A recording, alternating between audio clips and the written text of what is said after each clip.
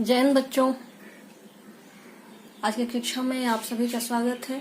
मैं आपके शिक्षिका खुशबू वर्मा आज आपके लिए आपके काव्य पाठ का पहला पाठ कबीर लेकर उपस्थित हूँ। कबीर का पहला पद हमने पिछली कक्षा में देखा था। आज की कक्षा में हम दूसरा पद देखेंगे और उसे समझेंगे। पिछली कक्षा में हमने कबीर के बारे में समझा था कि वो मूल्य विद्रोही थे।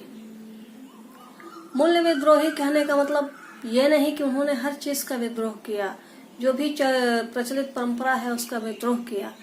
उन्होंने विद्रोह इसलिए किया कि वो सदाचरण पर बल देना चाहते थे और उन्होंने दिया भी। पिछली पंक्ति में भी आपने देखा जब वो कहते हैं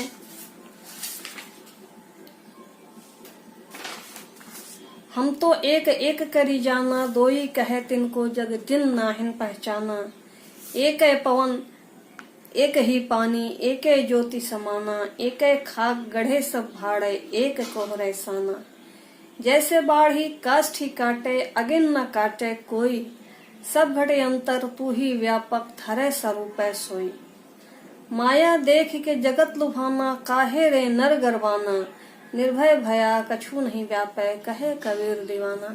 अपने इस पद में हमने देखा था पिछली कक्षा में कि यहाँ कबीर का मानना है कि सब जगह ईश्वर व्याप्त है, सब जगह ही ईश्वर है, और जो इस चीज को नहीं मानता वो पागल है। ईश्वर हर चीज में व्याप्त है, इसलिए उसे कोई भय नहीं, कबीर को कोई भय नहीं, किसी से कोई डर नहीं, और वह निर्भय होकर इस जगत में विचरते हैं। इस पद में हम समझेंगे कि कबीर ने सर्वधर्म समभाव का संदेश दिया है और किसी विशेष संप्रदाय या किसी विशेष धर्म या किसी विशेष पूजा पद्धति का उन्होंने प्रचार नहीं किया। जिस धर्म में भी, जिस संस्था में भी उन्होंने कमियां देखी, उसे उजागर किया और उसकी जगह सदाचरण पर बल दिया, जोर दिया। बच्चों, कबीर की भाषा का सबसे सहज और आकर्षक गुण है कि वो बिल्कुल सहज भाव से सब कुछ कहते हैं। कुछ भी कहीं से सुना नहीं, कहीं से कुछ नहीं, सब में दो टूकपन है, कहीं भी बनावटीपन नहीं है, सब कुछ सरल है और वह अमिधा से काम लेते हैं। अमिधा मतलब शब्द शक्ति के 3 भेद होते हैं। आप जब व्याकरण पढ़ेंगे तो उसमें समझेंगे।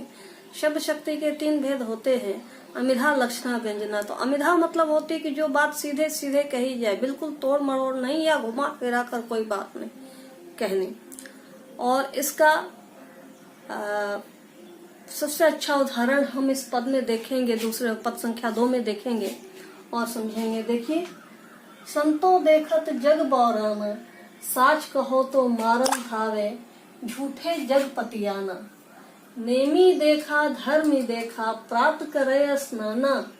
आत्म मारी पखा नहीं पूजे, उनमें कछु नहीं ज्ञाना। बहुतक देखी पीर औलिया, पढ़े किताब कुराना। कै मुरीद तदबीर बतावे, उनमें उहे जो ज्ञाना। आसन मारे डिम्ब धरी बैठे, मन में बहुत गुमाना। पीपर पाथर पूजन लागे, तीरथ गर्व भुलाना। टोपी पहरे माला पहरे, छाप तिलक अनुमाना। साखी शब्द ही गावत भूले, आत्म खबर न जाना। हिंदू कहे मोहि राम प्यारा, तुर्क कहे रहमाना। आपस में दो लरी लरी मुए, मर्म न काहू जाना। घर घर मंत्र देत फिरत है, महिमा के अभिमाना। गुरु के सहित सिख सब बूढ़े, अंत काल पछताना। कहे कबीर सुनो हो संतो, ये सब भर्म भुलाना। केतिक कहो कहा नहीं माने, सहज समाना। सबसे पहले बच्चों को इनकी भाषा तो हम देख लें और भाषा का गुण भी समझ लें। बिल्कुल सहज है, दो टूकपन है, कुछ भी इधर उधर वो नहीं कहते हैं। जिसके बारे में जो कहना होता है वो कहते हैं। और इस दृष्टि से यहाँ पर देखेंगे संतो देखत जग बौराना, बौराना मतलब पागल होना होता है। कहते हैं कि संतो सजे सज्जनों, देखिए जग पूरा पागल हो गया है ना। सांच कहो तो मारन था, क्यों पागल हो गया भाई? तो ऐसा है कि सांच कहो तो मारन धावे, जब उनको सच बोलते हैं, उनके सामने कोई सच कहते हैं तो वो हमें मारने के लिए दौड़ता है, और जब झूठ कहते हैं तो उस पर विश्वास कर लेता है। नेमी देखा धर्मी देखा, प्रात करे स्नाना। कहते हैं बहुत से नियम करने वालों को देखा है, धर्म करने वालों को देखा है, तो जो सुबह उठ के सुबह नहा लेते हैं, है ना। आत्म मारी पखा नहीं पूजे, उनमें कछु नहीं ज्ञान। वो लोग क्या करते हैं? अधिकांश की बात कर रहे हैं, अधिकांश की बात, कुछ विशेष या कुछ अपवाद की बात नहीं कर रहे हैं। अधिकांश लोग क्या करते हैं? नियम करते हैं, धर्म करते हैं, सुबह सुबह स्नान करते हैं, लेकिन उनकी आत्मा में क्या है, उनकी आत्मा उनसे क्या कहती है, क्या कहना चाह रही है, इस पे वो ध्यान नहीं देते।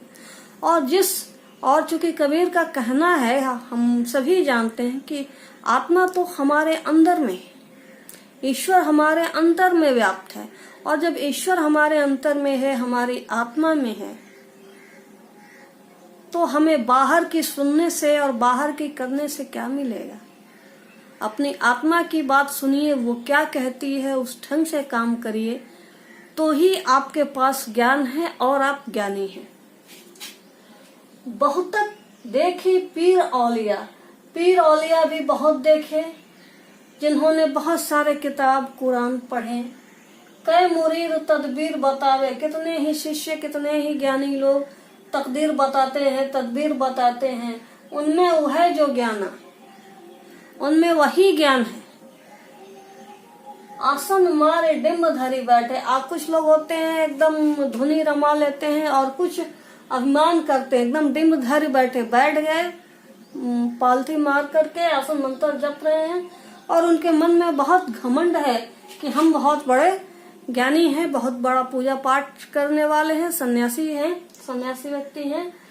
पीपर पाथर पूजन लागे, तीर्थ गर्व भुलाना। और पीपल के पेड़ को पूजते हैं, पत्थर पूजते हैं, तीर्थ करते हैं, और गर्व में भूले हुए हैं, है ना।